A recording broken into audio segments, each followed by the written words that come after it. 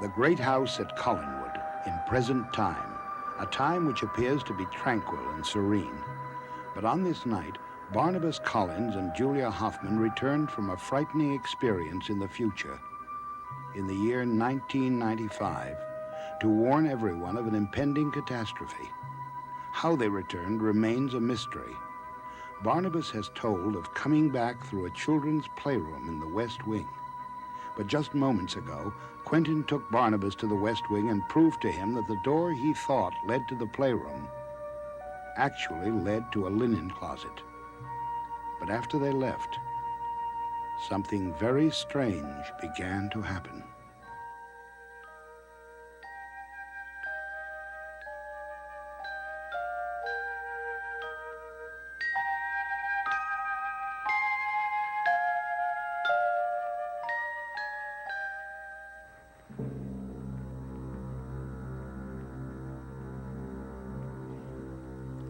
How was it possible to be so wrong?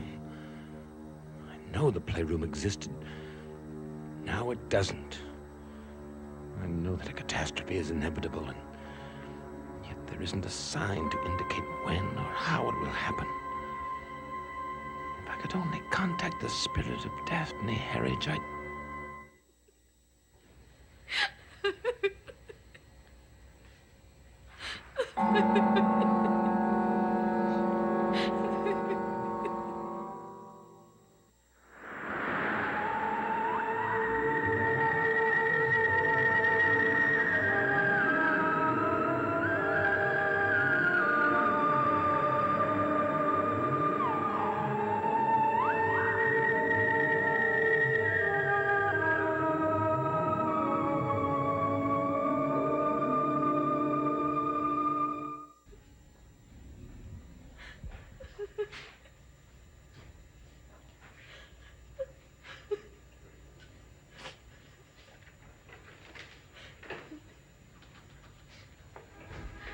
Carol. I didn't know you were out there. My mother told me you were back. It's good to see you again. Carolyn, why are you crying? It's nothing you can do anything about. Please tell me. I still have trouble sleeping. I lie awake thinking about Jeb. I can still see his face so clearly. Barnabas, I don't know that I'm ever going to get over his death. You must, Carolyn. You must. I thought about you so often while you were away. In that other time, I was told that everyone here had a counterpart in that time. It's true. I wanted so to be with you because I could have met Jeb there. You did meet him in that time, didn't you? Well, I met someone very much like him. Only his name wasn't Jeb. His name was Cyrus Longworth. What kind of man was he? Well, at heart, he was a very good, well-meaning man. I guess it does no good to think about it, does it? No, it doesn't.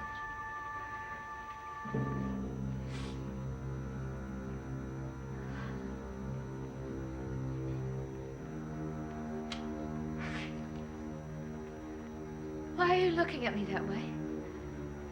Carolyn, have you ever heard of a place called Rose Cottage?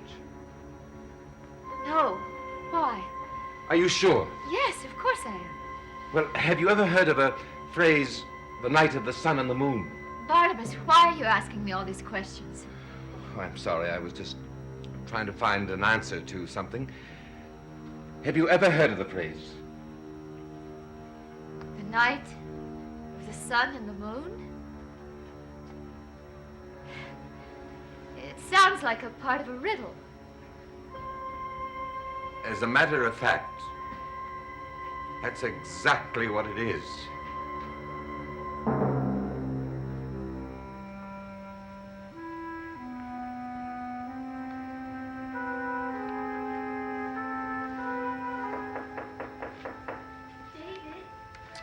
Come in, Hallie. What are you doing up? You know, it's a little late for us to be visiting. David, I've got to talk to you. No, I'm in for it if Maggie catches you here. Don't worry, she won't, and it won't take long. Well, what is it? David, something terrible is going to happen in this house. What do you mean, something terrible? I don't know what it's going to be, but I heard them talking about it. You heard who? They were all in the drawing room. Barnabas was saying the strangest things. Yeah, and you were eavesdropping. You needn't sound so self-righteous. You're not above eavesdropping now and then. Okay. What else did they say? Well, I couldn't hear everything they were saying, but every once in a while, Barnabas, he talked of a disaster that was going to happen. What do you think he was talking about? Well, you were the one listening. Didn't you hear? I told you I couldn't hear everything. But I will tell you one thing. Your Aunt Elizabeth was pretty upset by it all. Oh, you scare too easy. I didn't say I was scared. You are, though. I can tell. No, I'm not. But I have had the most peculiar feeling ever since I heard them talking about it. I can't help feeling that someone's watching us. Hallie, tell me who it is. Who do you think is watching you?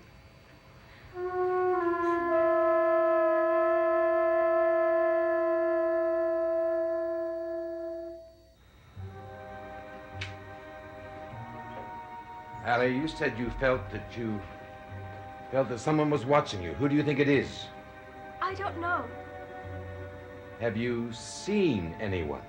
No, it's just a strange feeling I have. You're not afraid of me, are you? No, you just seem different to me. Different? How? I don't know.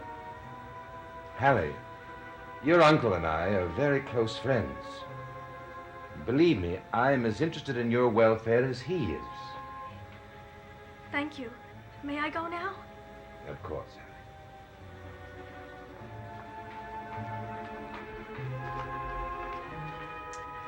Shouldn't pay too much attention to her. She still isn't used to the house. She thinks she hears things and sees things. But you know it's just the wind or a shutter or something like that. I understand. Well, you're looking well, David. You think you've grown a bit. Yes, I think I have. It's nice having you back at Collinwood, Cousin Barnabas. Thank you, David. Well, I better be getting downstairs. I'm expecting Professor Stokes. Good night, David. Good night. Oh, David, one thing. Yes, Cousin Barnabas. Do you know of a place called Rose Cottage? No. Is it supposed to be around here? I wish I knew.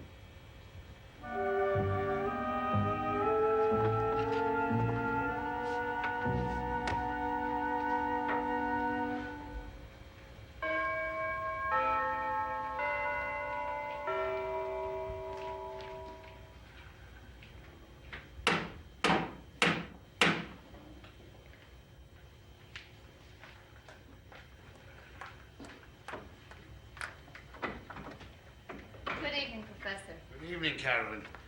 I believe Barnabas is expecting me. Yes, I know. He told me. Uncle Elliot, I'm so glad to see you. Hey, I would have thought you'd be in bed by now. That's just where she's going. But I want to talk to my uncle. Elliot. We'll talk tomorrow, Hallie. You go along with Carolyn. Barnabas, I was very much afraid we were never going to see you again. Oh, here I am. And it's good to see you again. You must have an extraordinary tale to tell. Yes, I do. And I'm most anxious to hear it. You once wondered about your counterpart in parallel time. What sort of a man he would be and what sort of choices he would make. You found out. Yes, it had nearly cost me my life. Good Lord. Well, you are fortunate that you made the right choices in this period. Let me take you into the drawing room and I'll start from the beginning.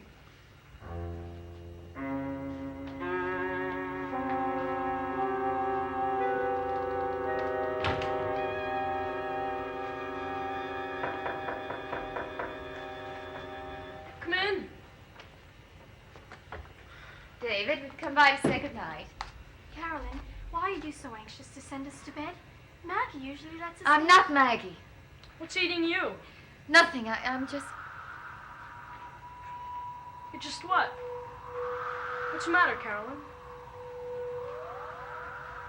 We're not the only ones in this room.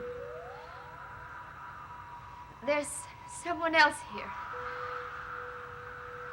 watching us.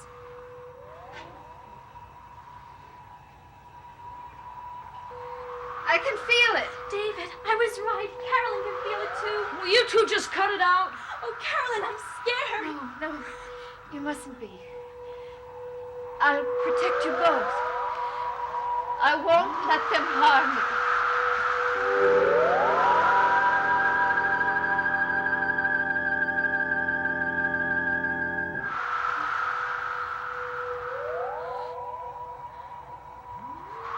Carolyn, you've got to get a hold of yourself. You can see there's nobody watching us. Yes, there is, David. I can feel them too. Look how upset you've got Hallie. You both imagined it.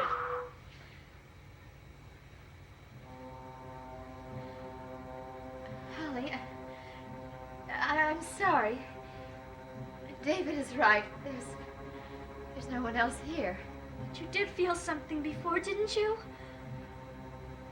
I don't know whether I did or not.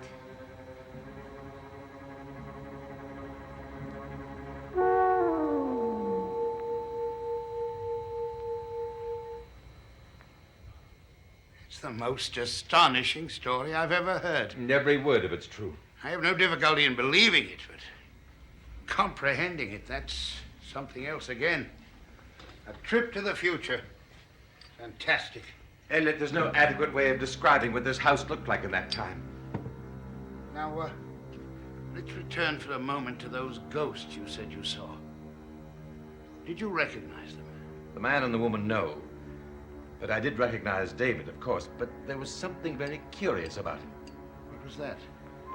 Well, Julia and I were with Quentin when he saw the ghost of David.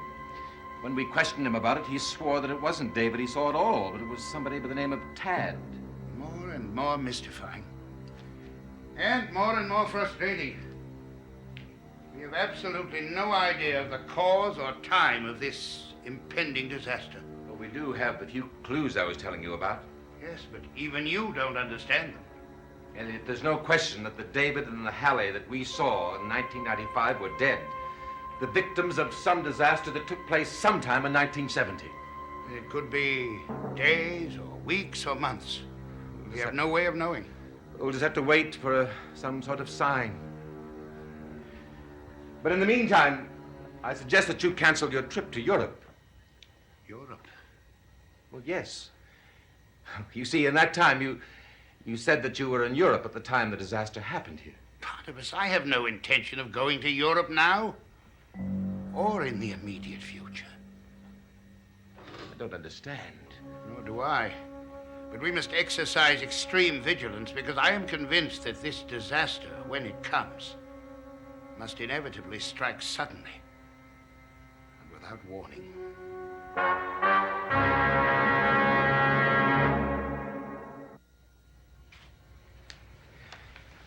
Elliot, I've gotten the impression from the little that I've talked to her that your niece is rather high-strung. Well, you must remember she's recently lived through a tragedy. I'm quite aware of that. And she hasn't yet completely recovered. Well, that's understandable. But I was concerned only because, well, people that are highly sensitive are usually very receptive to supernatural phenomena. Perhaps I should take the child away from Collinwood. Oh, no, I wouldn't do that. At least not yet. You know, Elizabeth's been highly disturbed by everything that's happened here. She might regard it as some sign of alarm if you took Hallie away now. Yes, that's true. We must keep in very close touch, Elliot. Oh, I intend to do that. Good night, Barnabas. Good night, Elliot. I'll see you to the door.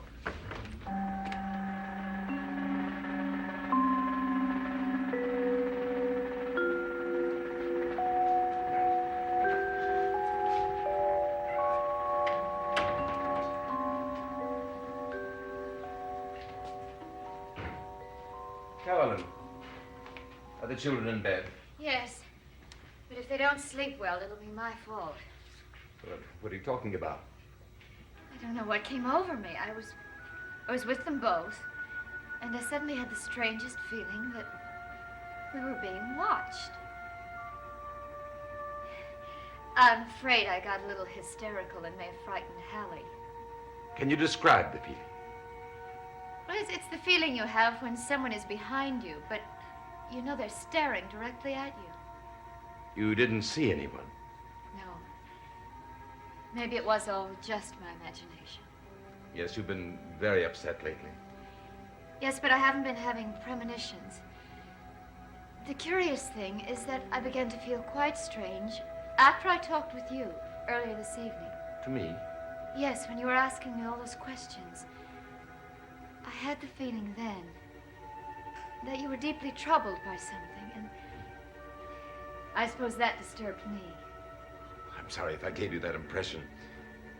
Now, why don't you go upstairs and get some rest? I think you could use it. Yes. I'll look in on the children again. Good night, Barnabas. Good night, Carol.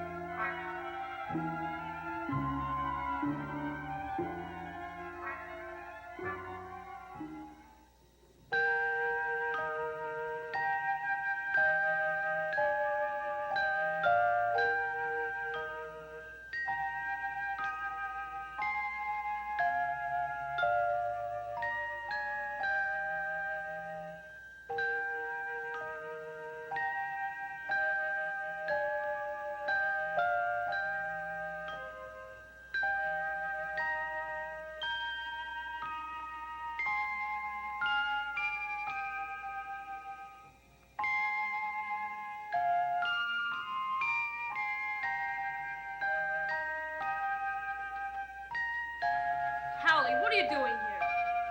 What are you dressed like that for?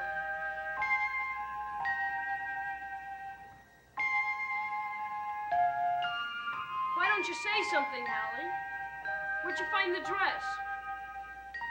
Aren't you gonna answer me?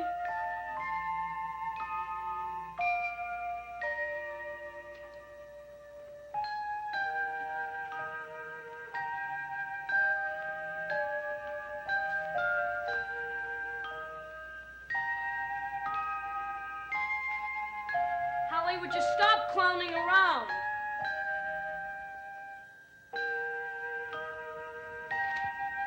Hallie, where are you?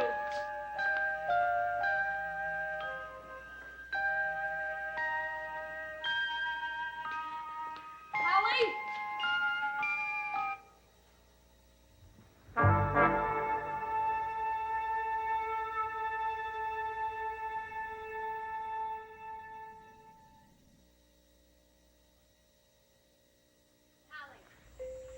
You are supposed to be asleep. I was, Carolyn, honest. But then I woke up and I just went to get a glass of water. That was all. All right. You go in and get right into bed. I will.